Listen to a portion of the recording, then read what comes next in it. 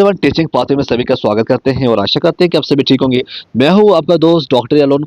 आज की इस वीडियो में ये जो वीडियो रहने वाला है ये फ्रेशर वालों के लिए है जिनका एग्जाम अभी कुछ टाइम के बाद होने वाला है।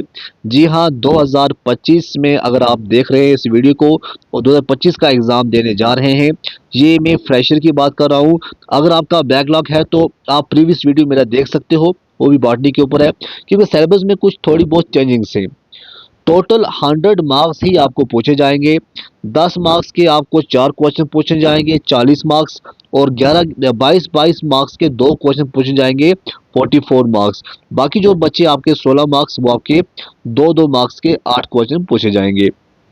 तो यूनिट 1 जो है वायरसेस है, और यूनिट 1 की अगर हम बात करें जो क्वेश्चन है इंपॉर्टेंट, पहला क्वेश्चन जो बनता है वो बनता है discuss the general replication process of viruses. जो जनरल रेप्लिकेशन प्रोसेस होती हैं वायरसेस के, इसके बारे में आपको पता होना चाहिए। बहुत ही इंपॉर्टेंट क्वेश्चन है ये। उसके बाद हम बात करें जो नेक्स्ट हमें लगा कि बहुत ज़्यादा इंपॉर्टेंट है, वो है एक्सप्लेन द ये explain the lytic and lysogenic cycles किसकी, टी फेज, जिसे आप कहते हो बैक्टीरियोफेज। तो ये भी इंपॉर्टेंट है, ये डीएनए वायरस। तो उसके बाद है डिस्क्राइब द रेप्लिकेशंस ऑफ टीएमवी। ठीक है, टीएमवी भी बहुत ज़्यादा इंपॉर्टेंट है, RNA virus in host cells. उसके बाद वायरसेस के अंदर ही हमने देखा कि आपको डिफरेंस बिटवीन डीएनए और आरएनए वायरसेस रेप्लिकेशन के बारे में पता होना चाहिए। तो ये 4 क्वेश्चन जो हैं आपको पढ़ने पड़ेंगे आपको वायरसेस के अंदर यूनिट 1 के अंदर। ठीक है, तो याद रखिएगा ये जो 4 क्वेश्चन हैं जो बहुत ज़्यादा इंपॉर्टेंट हैं। उसके बाद बच्चों नेक्स्ट जो आता है वो आता है आपका बैक्टीरिया। जी हाँ, यूनिट नंबर 2 जो है वो आता है बैक्टीरिया।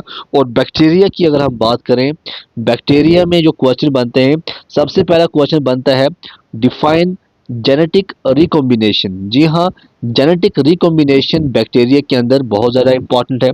उसके बाद एक्सप्लेन कंजुगेशन, ट्रांसफॉर्मेशन और ट्रांसडक्शन। साथ में अगर आप डायग्राम्स भी पढ़ोगे तो और ज़्यादा अच्छा हो जाएगा, और डायग्राम भी बहुत ज़्यादा इंपॉर्टेंट रोल प्ले करती है मार्क्स को लेने के लिए। बैक्टीरिया के अंदर ही जो लास्ट क्वेश्चन मैंने देखा जो मुझे लगा भाई इंपॉर्टेंट है, जो हमारे जरगर साहब जो है बॉटनी के, उनको लगा इंपॉर्टेंट, वो है discuss their significance in bacterial evolution and genetic diversity. ये जो है इंपॉर्टेंट है यूनिट नंबर 2 से ये क्वेश्चन। उसके बाद हमने देखा यूनिट नंबर 3। यूनिट नंबर 3 जो है ये एल्गे के ऊपर है। अगर हम एल्गे की बात करें, इसमें पहला क्वेश्चन जो बनता है इंपॉर्टेंट वो है बेसिक ऑफ क्लासिफिकेशन, जो यूज की थी फ्रिच एंड राउंड ने। ठीक है, ये किसके ऊपर है, ये एल्गे के ऊपर है और बहुत ज़्यादा इंपॉर्टेंट है।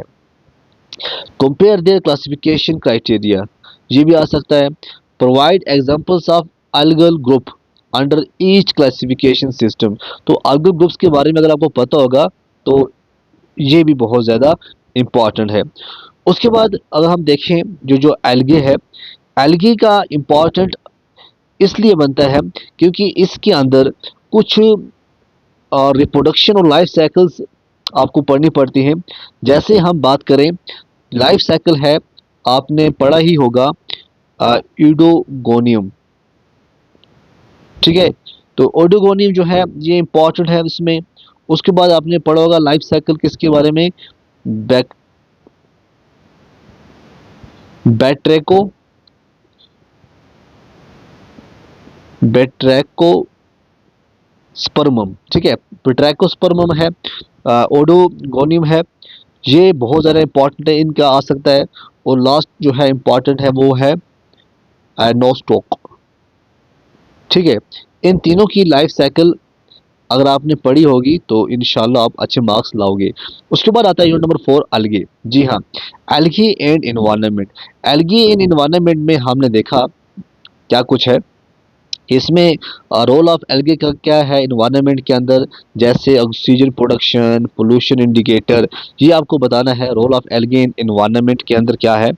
उसके बाद आता है जी अल्गल ब्लूम्स क्या होते हैं, इनका काज क्या रहता है, और इनका हम कंट्रोल किस तरह से कर सकते हैं अल्गल ब्लूम्स को। ऑर्गेनोब्लूम्स के साथ साथ अगर हम बात करें, एक और क्वेश्चन बनता है यहाँ पे, कमर्शियल यूजेस क्या होते हैं एल्गे के। जैसे हम बात करें फाइकोकोलाइड्स, biofuels, medicine and food industry, तो ये बताना है आपको इसमें इसका क्या कुछ फायदा रहता है। ओके, मतलब ये है, यहाँ पे जैसे मैंने देखा बायोफ्यूल्स, आपको ये पता होना चाहिए कि algae as a source of biofuel क्या है। Algae as a source of biofuels क्या है, as a source of medicine क्या है, ठीक है, as a source of phycocolloids क्या है, या फूड इंडस्ट्री में क्या है। तो ये था आपका आज का गेस्ट पेपर। आई होप यहाँ से क्वेश्चन आएंगे। और मैंने देखा कि जो लॉन्ग आंसर टाइप क्वेश्चन में बहुत ज़्यादा इंपॉर्टेंट है, वो किस तरह से पूछ सकते हैं, इस तरह पूछ सकते हैं, explain the replication and life cycle of DNA and RNA viruses with reference to T phage and TMV. क्योंकि 22 मार्क्स का क्वेश्चन बड़ी बात होती है। Describe the different methods of genetic recombination bacteria, ठीक है, explain the classification of algae according to Fritsch and Round, discuss the ecologic and economic importance of algae in details. तो long question में इस तरह से आ सकते हैं। तो जुड़ रही है हमारे साथ टीचिंग पाथ में, तब तक के लिए खुदा हाफिज़।